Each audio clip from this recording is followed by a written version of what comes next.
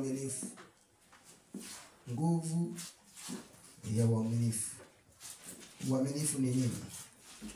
Uaminifu ni mtaji au mbegu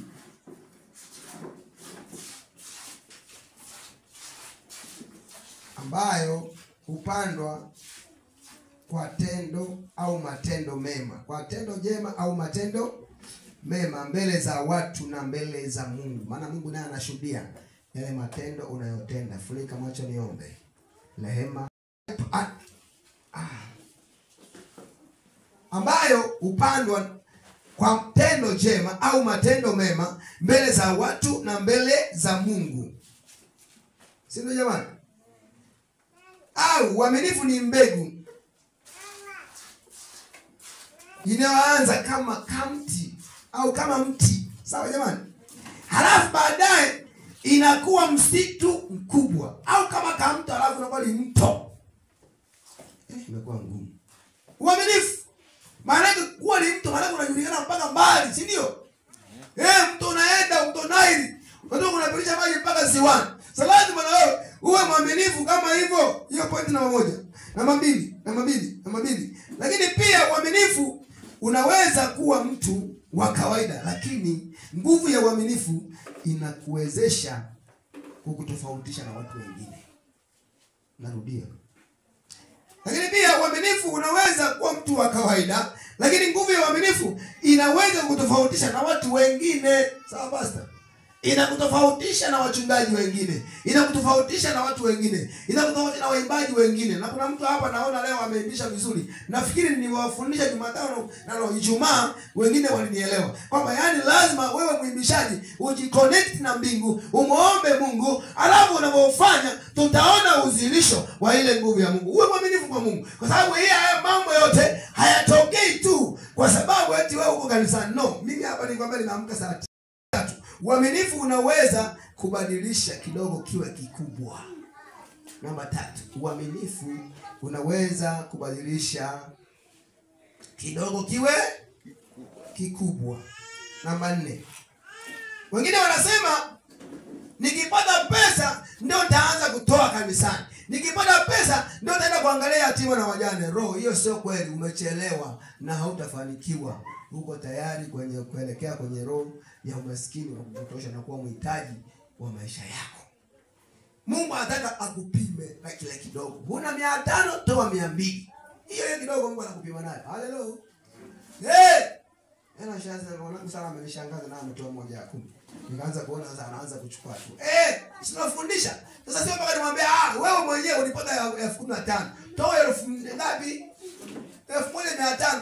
Na wengine kabisa mchungaji nakupa hela hii hapa toa kanywa soda. Hani watu sio waaminifu, anabugia yote. Otherwise kama inatosha kama ikamilifu. Umenielewa hapo? Kama ni 100 au 700 hiyo haina shida. Lakini kama ina excess lazima Mungu adai. Maana wewe ni waaminifu. Ni kiwango cha hiyo kidogo unakidharau. Lakini Mungu anakupima kwa hiyo kidogo. Amsaidie sana. Umeelewana? Eti sasa nitakapokuwa na hela nyingi tamtolea Bwana. Haipo hiyo. Namba 5. Mojawapo ya viwango vya Mungu kabla hajakuinua anatafuta uaminifu katika maisha yako.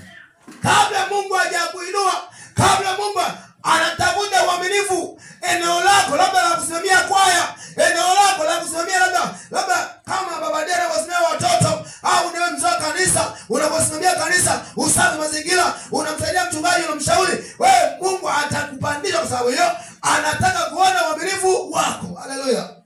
Kama ni kiongozi wa mama, unawapenda wa mama, unawafuatilia, unawaambia jamani mambo vizuri, waelekeze, waambie, wapende, usiwabague, wapende wabana wazuri, wote Mungu amekupa. Sasa lazima ufanye vizuri. Na wakorofi Mungu amekupa. Hata mimi hapa navumilia maninja wangu. Lakini navumilia. Sasa tunavumilia, Mungu anafanya hivi, yeye anafanya. Kila siku lazima tukae mbele kama Tito anapokuja anakaa mbele. Sasa wewe unabaki unakaa nyuma na kati kisha mbele. Hii ni nini? Sio mwaminifu. Hapo ulipowapenda kuna nini hapo ulipopenda wewe? Hakuna malaika wako mnakaa. Kuna mambo mengi hapa. Hadi kanisa unapenda pale. Hamna, wote ni bakukaa. Bwana tusaidie sana. Wote ni mafani. Moja wapo viwango vya vya Mungu kabla hajakuinua, anatafuta kwako uaminifu katika maisha yako. Uaminifu huu ni pande zote, kwenye ndoa, kwenye huduma kama si wachungaji, kwenye biashara, kila eneo uaminifu unatakiwa. Haleluya. Angalia Wakorintho wa kwanza 4:2.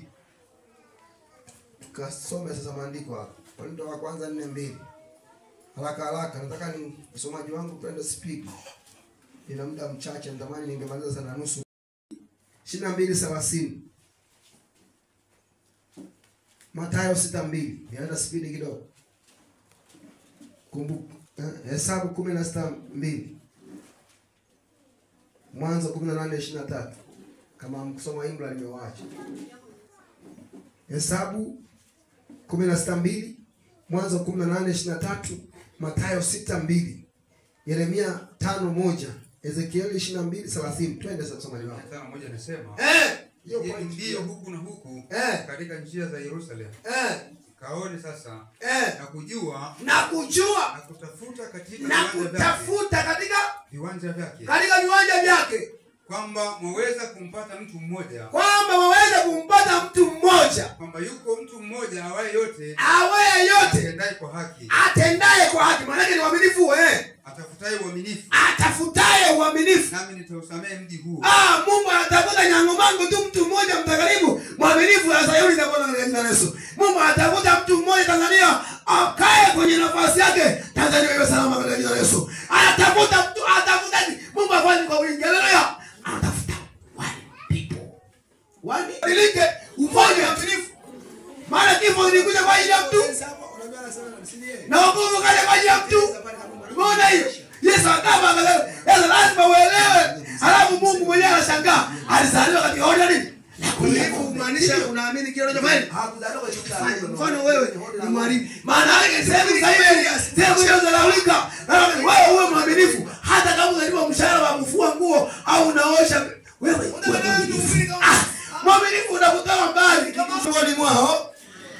Atakayetengeneza boma na kusimama mbele zangu mahali palipomoka kwa ajili ya nchi nisije nikaiharibu, lakini sikuona mtu. Maana Mungu kabla ya kupiga lazima atume ujumbe. Kabla ya kupiga anatafuta mtu atakayesimama kwa ajili ya kugairi. Haleluya. Hata walipokosea wana wa Israeli wakati wasafiri msafara wa maombi wako na Joshua, wakati wanataka kurudi, Joshua anamwambia, mbona nasikia kelele kama kuna watu wametengeneza ndama kule? Akasema hapana. Akamwambia, naona wamejichafua hao watu. Akalipofika pale Mungu akasema nataka niwapige. Musa alikasirika akatuma zile pale, akasema ikamgharimu tena kurudi mara nyingine kama sala. Lakini ukiangalia alitafuta tu mtu, akasema ningewalaaniwe kisha kwanza. Mtu akasema alaaniwe mtu afanye kazi kwa nini? Kwa ulegevu. Fanya kwa bidii. Kwa Mungu jifunze ile kitu Mungu. Mmoja. Saidia sana. Mungu saidia sana. Mathayo 6. Mathayo 6:2 inasema.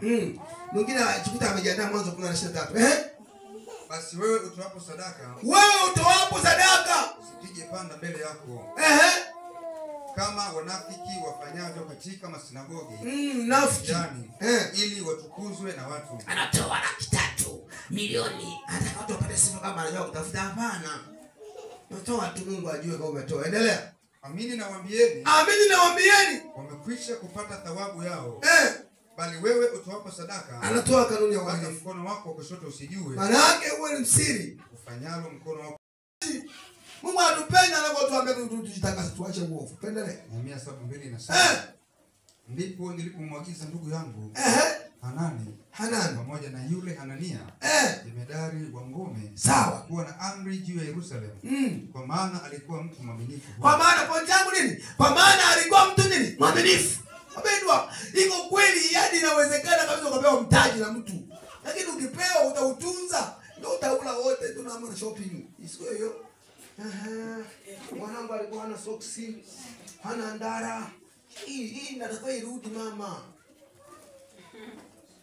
Anabadilisha na bro. Anaanza na kuvunja. Shetani hapa yupo unajua. Umefika marejesho. Anaanza kuwa amezira hela tena. Uaminifu tunza. Mengine aache. Uwe na moyo utulivu. Jiambie bwana, nataka napokea moyo utulivu. Shwa. Hizi zaka nikianzisha tu Mungu anafanya. Sishindanani na mtu mimi, nafanya kwa upande wangu. Na mwingine akaja akatambia mjia kanisa ndio kwa nini?